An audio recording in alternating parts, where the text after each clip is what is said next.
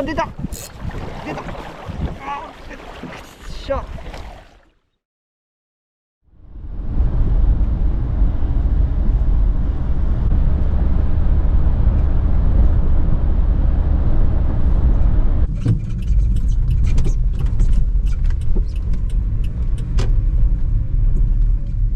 佐伯ストア。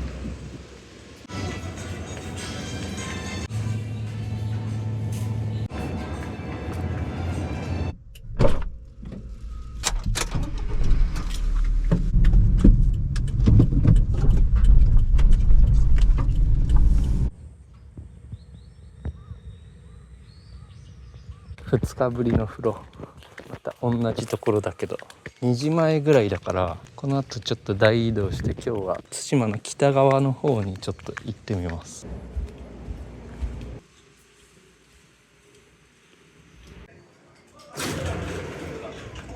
対馬って2個の島なんだよね。1個じゃなくてね、ここでね分断されてるんだよ。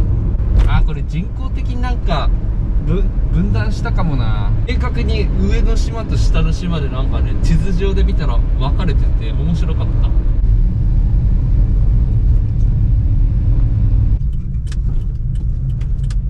た。あ、行けなくなってるわ。スロープがあるなんか何も家とかがない海岸がこの先にあるんだけど、ゴミの不法投棄が多発してるので通行止めになります。ゴミのせいか、もったいないね。電波なくなって海外の電波韓国の電波拾ってんだけど韓国にいることになってんじゃん俺。 K の四駆が最強ってことですね。離島の旅はフェリー代も安いし。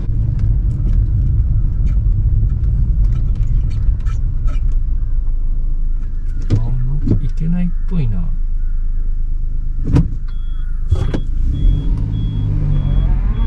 地元のおばちゃんたちに聞いたらなんかやっぱ行けるっぽいな。そこ閉鎖されてるように見えたけどそんなことないんだ。ありがとうございました。何これ、雰囲気抜群だな。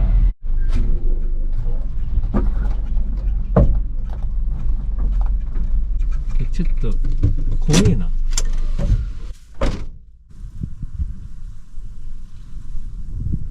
この先ずっと歩いて見に行ったんだけど、めっちゃもうジムニーじゃないといけないようなオフロードの道になってて、そこを走破して行き着いた先はもう最高のスポット。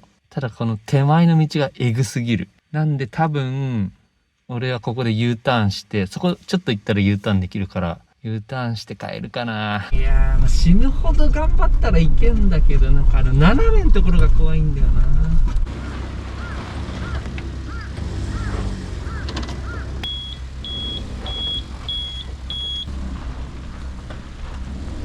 こことか怖いよね。ここに片輪乗せたらいけるけどめっちゃ怖いもんね。ほんでね、ここをクリアしてもね、こことかめっちゃ斜めってるしね。最後にここですよ。この巨大な岩がゴロゴロしてんのが、そこはこの辺通れば4区ならいけると思う。こういう感じでいけるけど、この先がね最高なんだよね。どうしよっかな。怖いな。めっちゃ行きたいけど怖いな。行ってみよ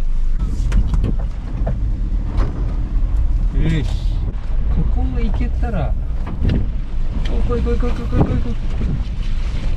おい、行けた。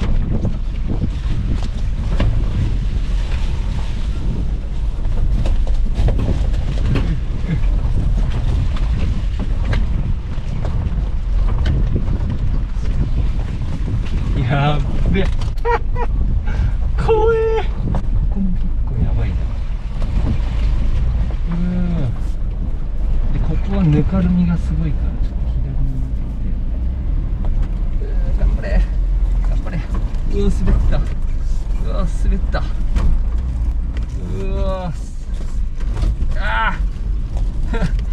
あーもうよくわかんねえ。やばい、やばい、横転しそう。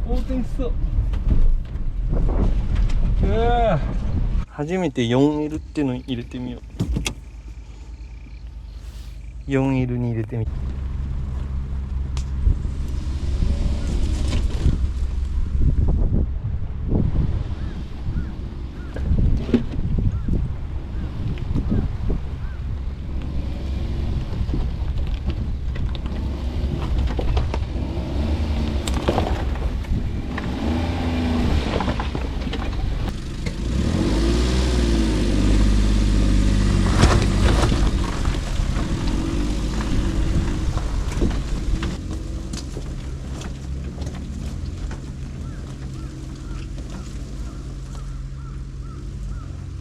やっべやっばうっそや。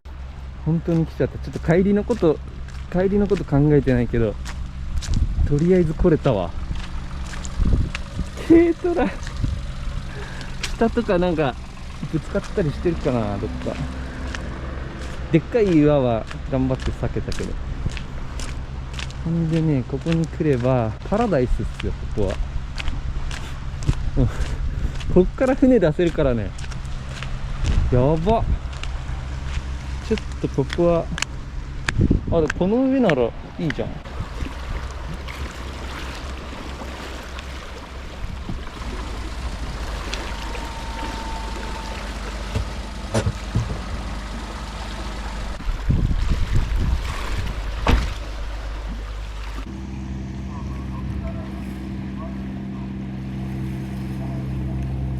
よくこんな道通ったな。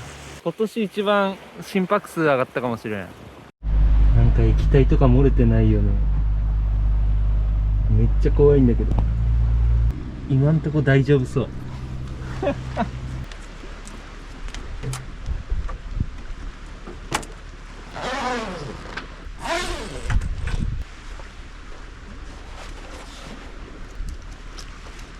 中はぼちぼちだね。これ電気毛布が落っこちたりしてる。怖かった。コツが分かったっていうか、クラッチをゆっくりつなぐとしっかり走り出す。雪道でも多分同じことだけど、焦ってさ急につないじゃったりしてガクンってなりまくったもん。あとはコース取りだよね。コース取りを間違えたら岩に晴らすって、なんかオイル漏れとかあったら怖いし。ちょっと休憩しないとやばい。冷蔵庫に入りきらなくて、シマノのクーラーのテストのためにテストも兼ねて氷をぶち込んであります。すごいね、今のところ全然溶けてないね。なんかね、90時間持つって書いてあったんだよね。何が90時間なのかわかんないけど、相当性能のいいクーラー。明日の朝一は風が弱いから2馬力サップで出港して、そこで風かわしながら釣りをしたいです。帰りがまた億劫だな、さっきの道通るのは。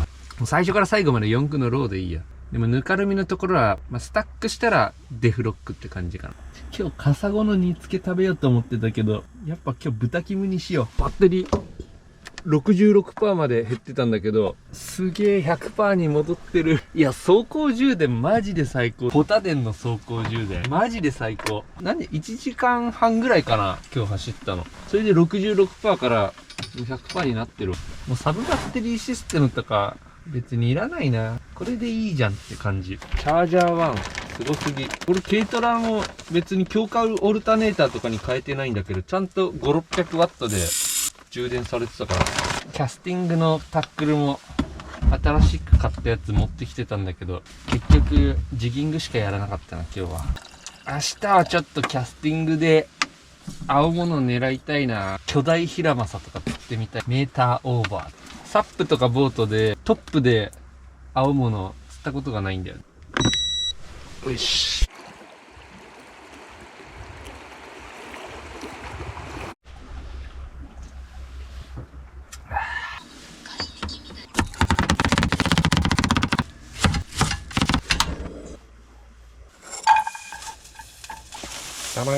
豚。よいしょ。対馬って韓国近いから本格的なキムチとかいっぱい売ってんのかなって思ったらそうでもなかった。うわ、絶対うまいこれ。ホロだからそんな匂いとか気にしなくていいもんね。でもこの上にある布団とかはちょっと匂いついちゃったら嫌だな。そして米が炊けて完璧すぎるタイミングではい完成。タラーン。一番みなぎるのは釣った魚より豚キムチ間違いね。釣った魚もいいんですけど、いただきます。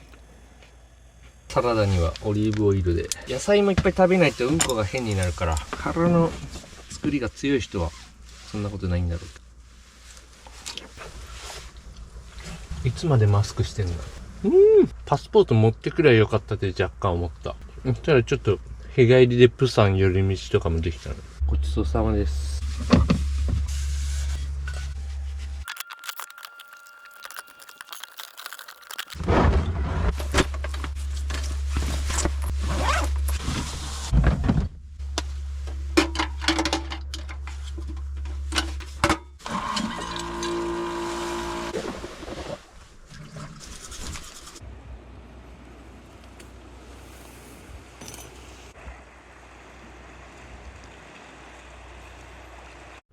もう8時20分だけど、横になろう。めっちゃ早く寝たら、どんだけ寒くても早起きできる気がするんだよ。そしたら今寝ちゃえばいいんだよ。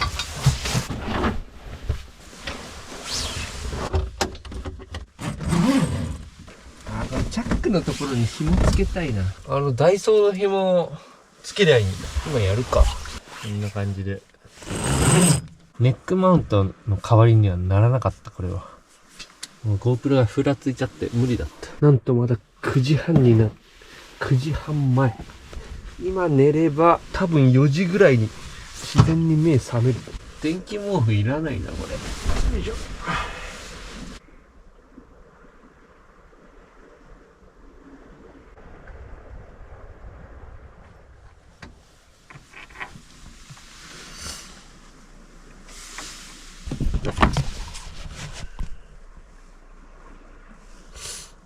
リバプール店員。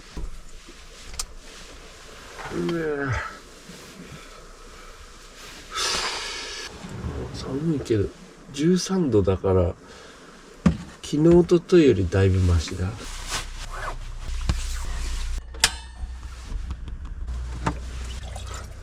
軽トラでの寒い車中泊に慣れてきた。電気毛布と厚着ですね、コツは。カラバオカップはダゾーンかな。なんかいい夢見たね。いい日かもしれ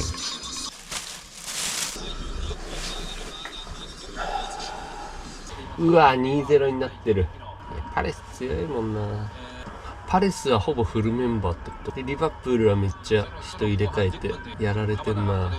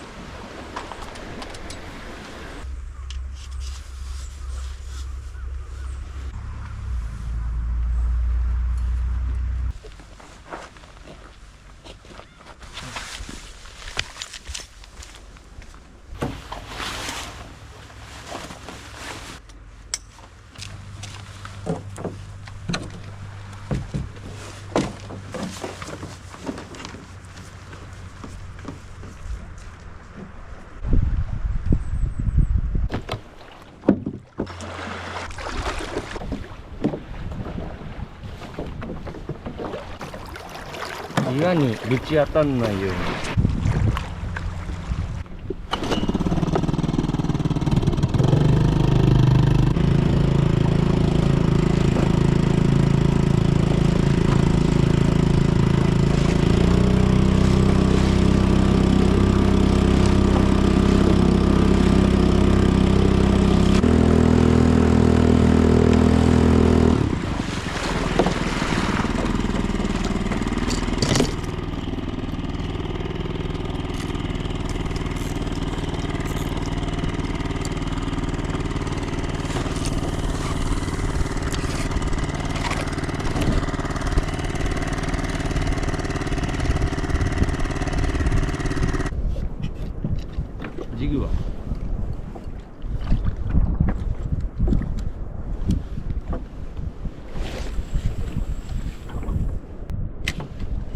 そこ深い。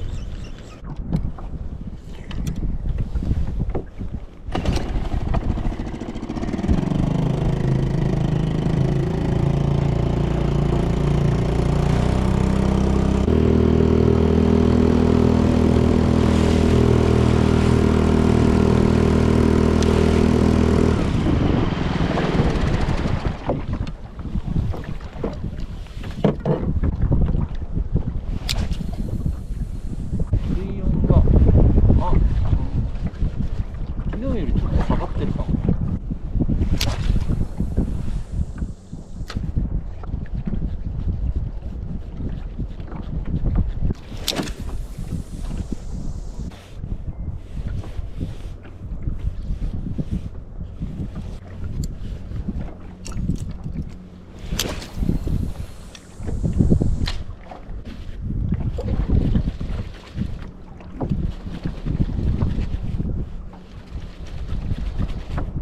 お、出た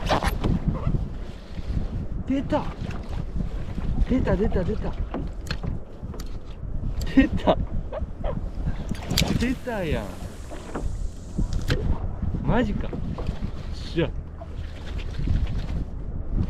の機敏に巻くのがいいんだ。出たね今。マジか。食わなかったね。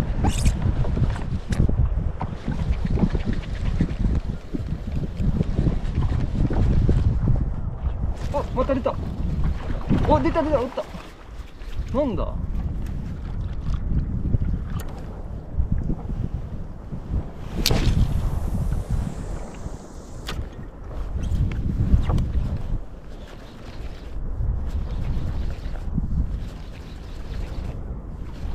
お、出た。いやー今出たね。マサじゃないの？なんだろう。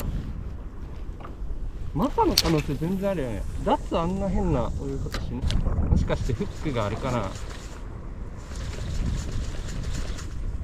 焦ったな、合わせ。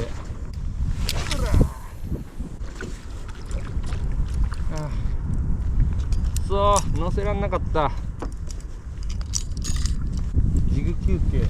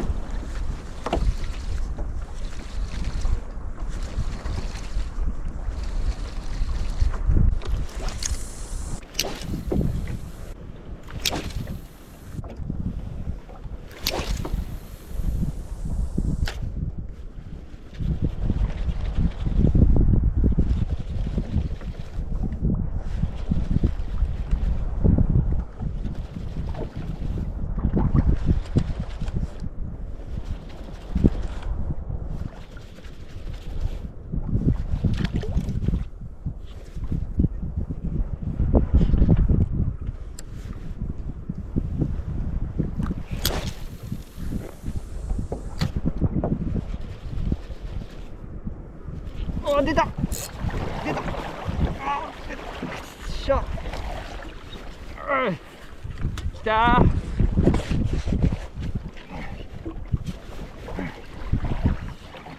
しゃ。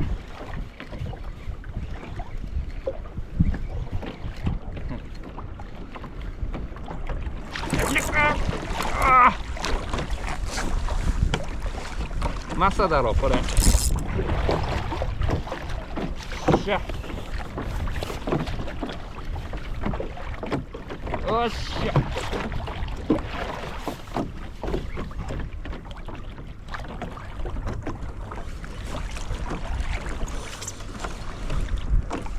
よっしゃ。たー。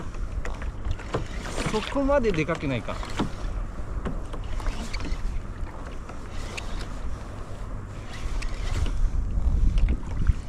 まだこっから突っ込むからね。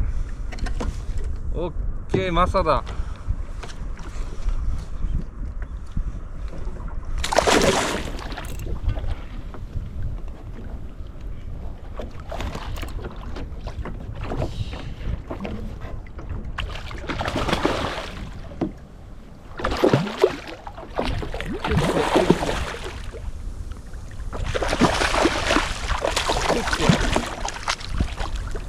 いいとこかかってるってか、絶対バレないやつ。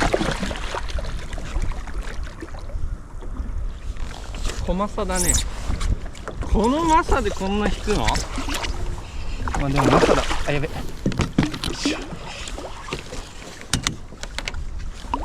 おっしゃ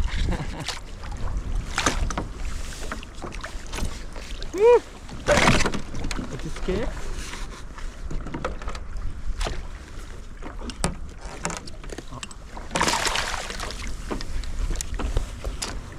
おお、いや、そこそこでかい。おっしゃー対馬本命きたー。やべ、ちょっと待って。本命何キロ？5キロぐらいあるかなこれ。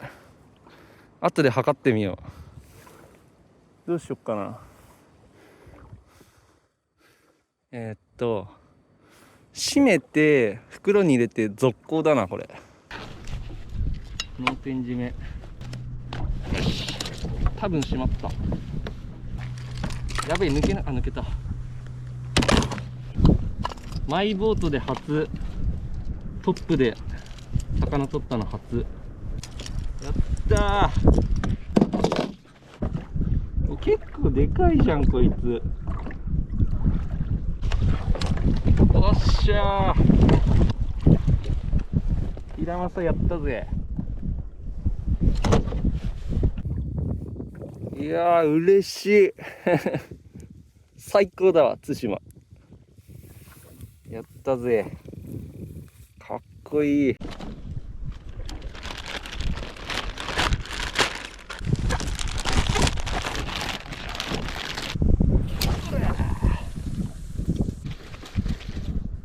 多分魚影めっちゃ濃いからね。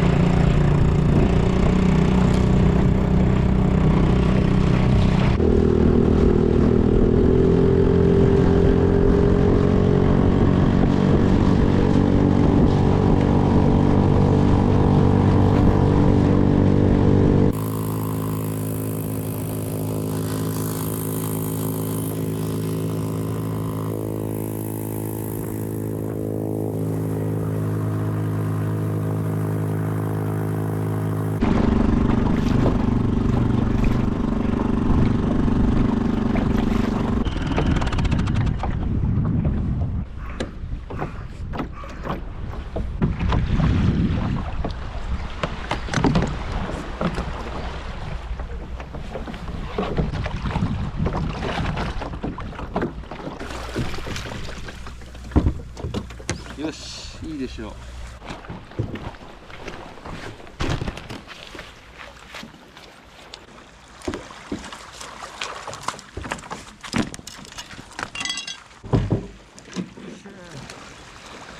あ、もうこのまま持ってきちゃおう。重いぞ、アキラマサちゃん。よ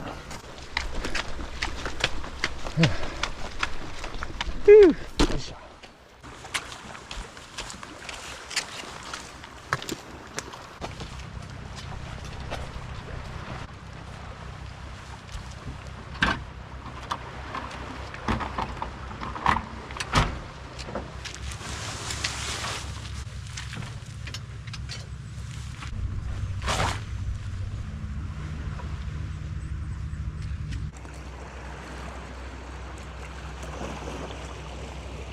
まだ8時前。素晴らしい。朝飯を食べる余裕があるね。ちょっとヒラマサの重さ測ってみようか。3.5 キロでした。全然5キロもね。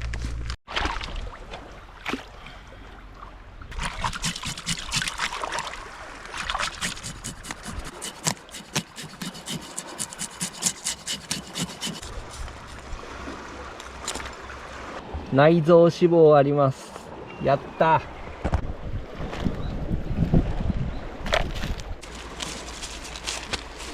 やっと終わった。多分1時間弱かかった。これ衝撃なんだけど、昨日スーパーで買った氷、ちょっと溶けてるか。シマノのクーラーすげえわ。やべえ、入りきらないかな。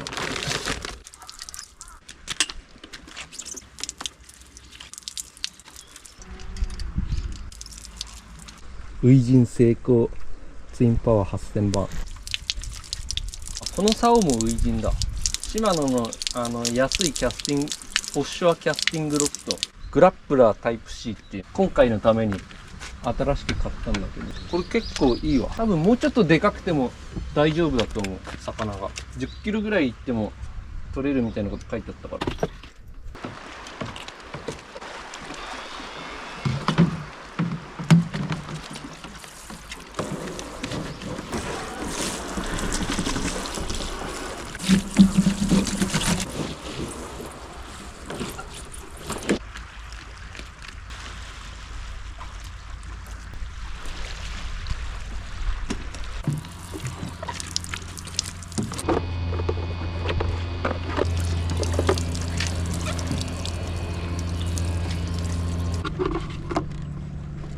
先端はね、このガイド通るソリッドリングがなかったから、強めのスナップにダブルクリンチノット。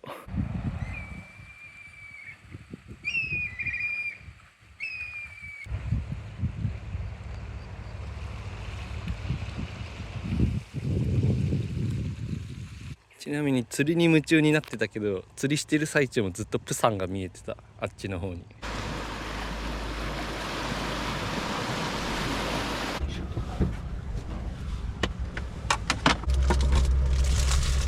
ブランチでパンを食べよう。肉も使わないといけないから生姜焼きを作ってパンで挟むという。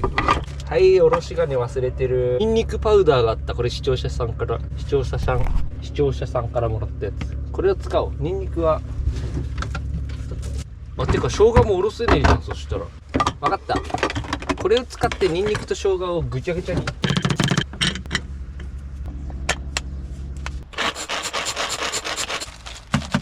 醤油。ここを脱出する作戦ももうちょっと改良したバージョン考えないと。多分荷物を、重いものを今度右側に寄せないと結構やばいと思うんだよね。ここで横転したらもう海に落ちるってことだから。葉っぱは大事。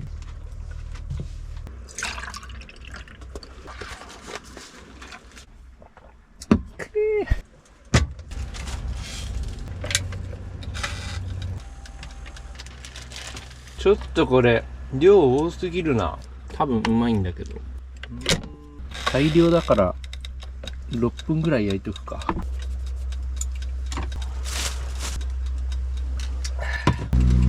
風が出てきた。うわー、うまそうちょっと待って、やばいなこれ。大変なことになって。生姜焼きサンド初めて作ったもんな。マヨネーズかけてもよかった。マヨネーズ持ってきてないけど。おー、うめえ。最高だ。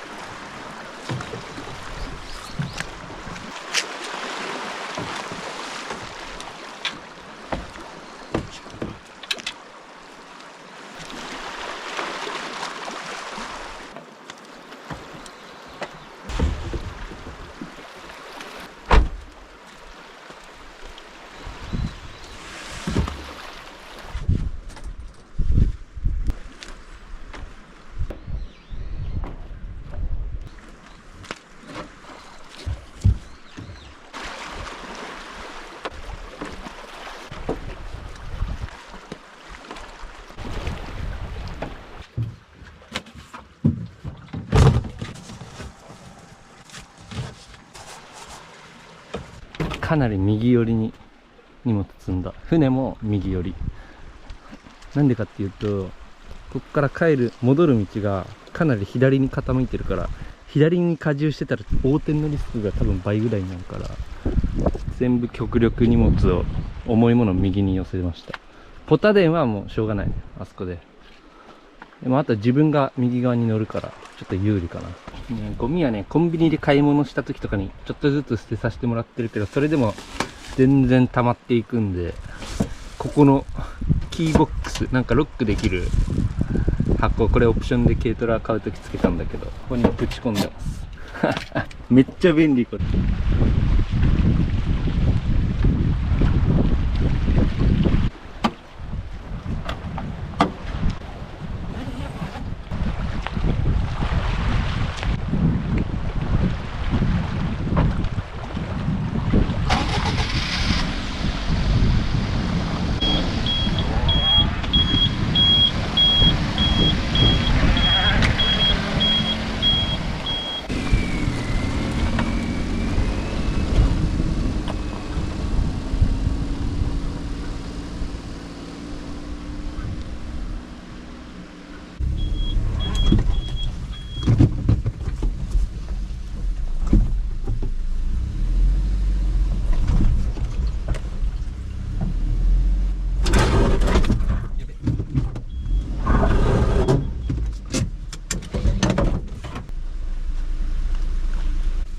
ミスった。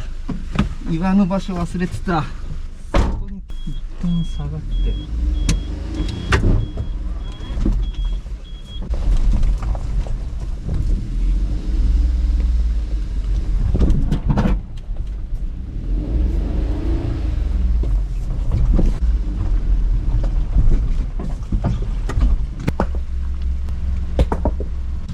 右の岩どかした。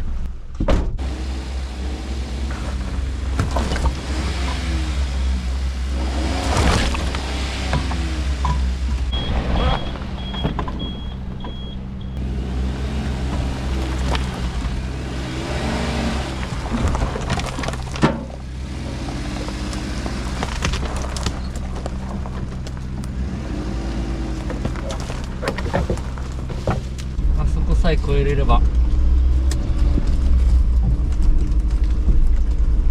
越えろ。よし、ぬかるみはなんとかいけるでしょう。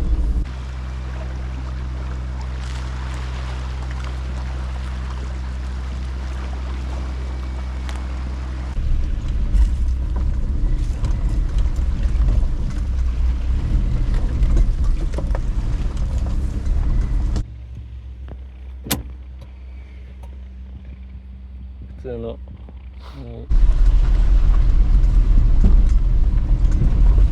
かこの道が可愛く見えてきたわ。神様に感謝だな。お礼を言いに行こう。久しぶりに無茶してしまった。意外とパッと見は大丈夫なんだけどね、ここを思いっきし傷つけて、であとね、ここのクリップがもうなんか抜けちゃってるね。このクリップを抜いちゃう。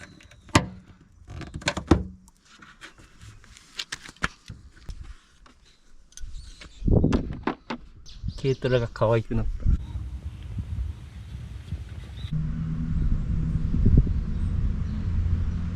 た。ダムのところになんか無料のキャンプ場があるらしくって、ちょっと行ってみます。そんで水を補充したい。なんかここっぽいな。右っつったらこっちだね。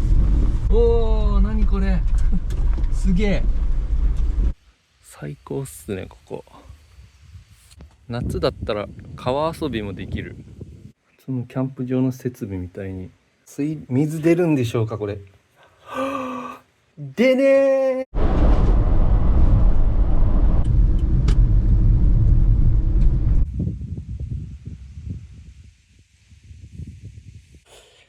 ありがとうございます。こっちもありがとうございます。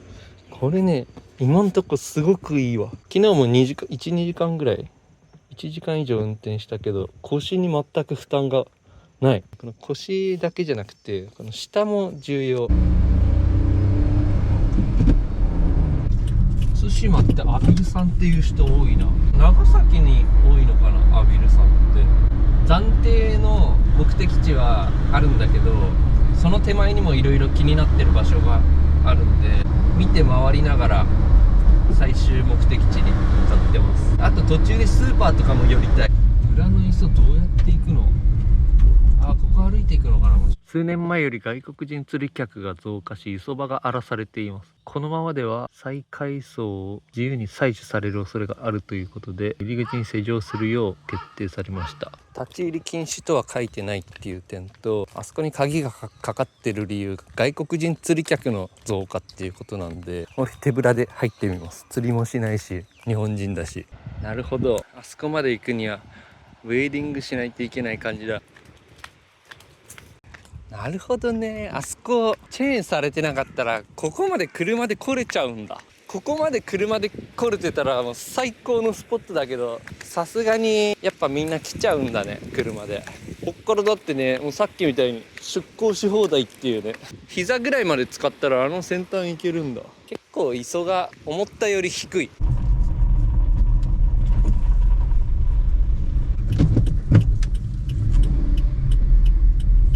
バリューズドーム。なんでこんな韓国の人が多いんだろう。やべえ、大行列だ。レジ大行列。免税店並んでるの免税カウンターだけだ。普通のレジは大丈夫だ。対馬の味噌うまそう。加藤清正って対馬にも城建ててた。熊本城の人だよね。清正の評判良くないらしい。うまそうなパン屋さん見つけた。パン屋さん、フルパイね、お芋パイね。すごいトラックの中で焼いてる。でタープをつけてお店になってる。ありがとうございます。お芋パイゲット。韓国からの旅行者の人たちのおかげでだいぶ潤ってるんじゃないかな、対馬。相当爆買いしてたもんな。ちょっと韓国見に行こう韓国の見れる展望所があるらしい。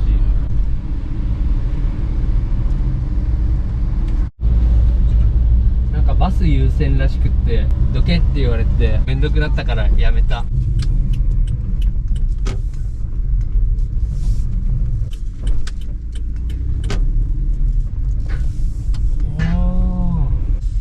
なんということでしょう。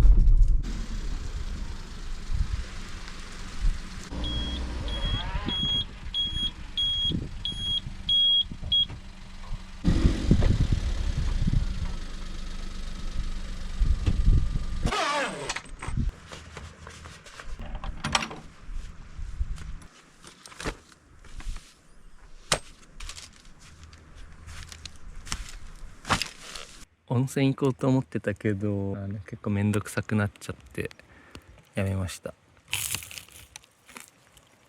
うめえ。トラックの荷台の中でパン焼いてんのすごすぎんだけど、オーブンの電源とかどうしてんだろう。スーパーの施設から電気もらってんのかも。うめえこれ。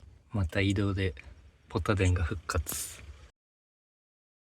今車内片付けてたらボルトを見つけちゃって、ここが外れてた。怖っ。この中が噛んでるからここがずれることは今んところないんだけど、これはちょっと見つけてよかった。そして工具セット持ってきててよかった。うわ、結構緩んでる。上の方ちょっと見た感じ、下はねガチガチなんだけど、上がね結構緩んでるね。これは予備のどうでもいいやつなんだけど、ほんなら明日こっからボード出せたら出せたい。風次第だけどこっち側から吹いてきてて、あ、やべ、ビールぶっかかった。何これ。ひょうたんのお酒見つけた。中国語か。ブーチュー。ちょっと習ってたことある。ゴミがすごいね。こういう中にお宝ルアーみたいなのあったらいただいちゃうけど、ヒラマサが釣れて気分がよろしい。しかもこの車中泊スポットがもう完璧すぎて、ちょっと崖崩るだけ怖いけど、上から石落ちてきたらちょっと命の危険はあるけど。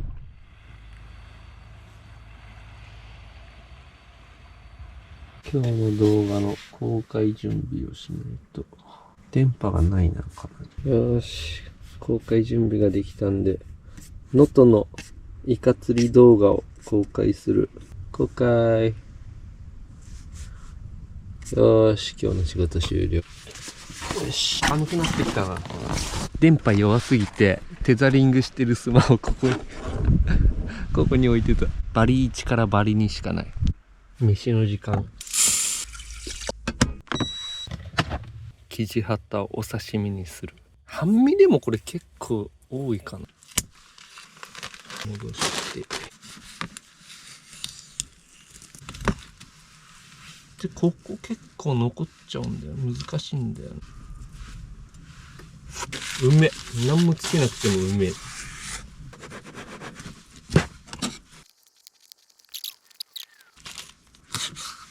キジハタのお刺身。一品目完成。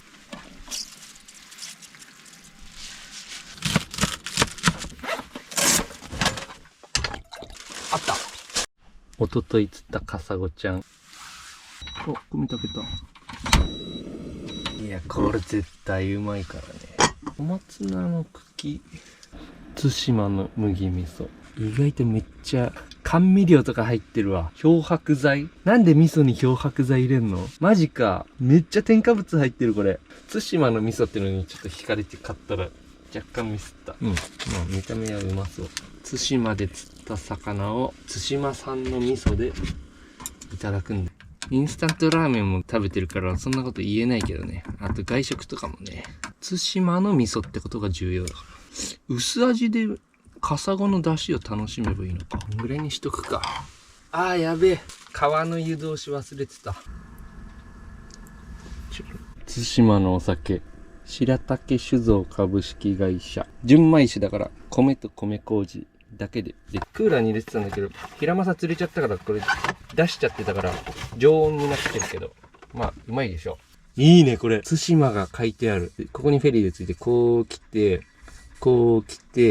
今ここにいるんだ。一番北側に。左大臣のおちょこで。いただきます。昨日釣ったキジハタのお刺身と、一昨日釣ったカサゴの味噌汁。お酒は、対馬のお酒。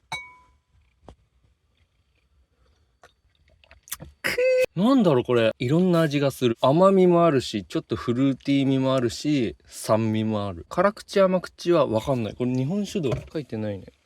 ゼロかなもしこれなんか結構、辛くも甘くもない。お刺身。いただき。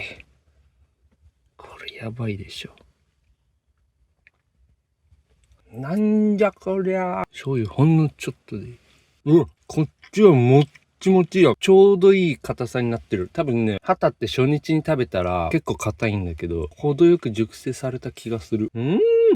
米は進まんな。荒株の味噌。こっちで言う荒株っていうのよ。うめえわ。添加物とかどうでもよくなるぐらいうめえわ。対馬っていうのもずっと、存在は昔から知ってて、釣りにハマってからさらに憧れの存在ではあったけど、五島と同じぐらい。一昨年から五島に行き出して、今年もね、五島に行く予定だったんですね。もともとは。去年行った時に、10月の後半が、クエが暑いよって言われて、じゃあ絶対行きますって言ってたんだけど、そっから対馬が気になり始めて、まだ一回も来たことなかったところで、初めての場所ってことで、どうしても対馬に来たくなって、今回対馬に来たけど、来てよかった。すでに。まだちょっといつまでいるかわかんないけど、多分あさってぐらいには一気に移動しようかなと思ってるけど、ここめっちゃうまそうこれ。極上でしょこれ。対馬のキジハタだから。そんじょそこらのキジハタと違うでしょ。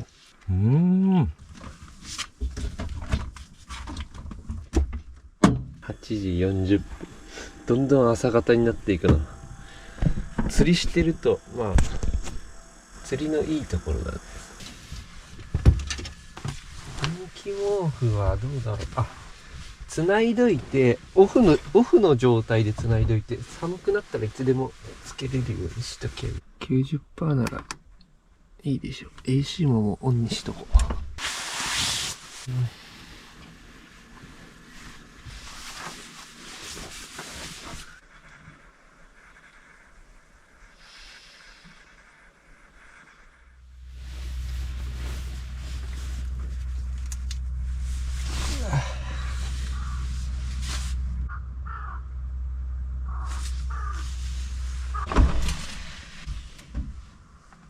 朝方ちょっと雨降ってたな。風が結構あるから朝の釣りはなしだな。それがもう寝坊だけどね。風呂入りたいわ。今日も韓国が見える。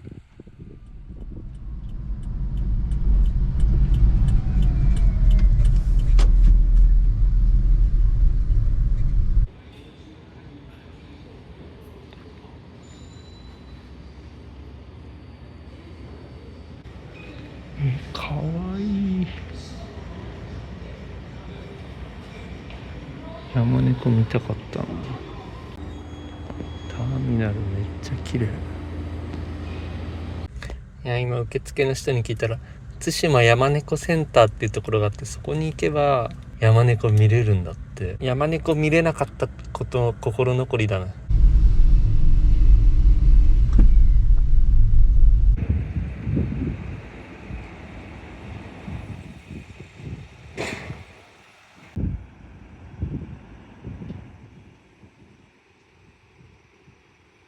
まっすぐ真ん中下がられてください。はい。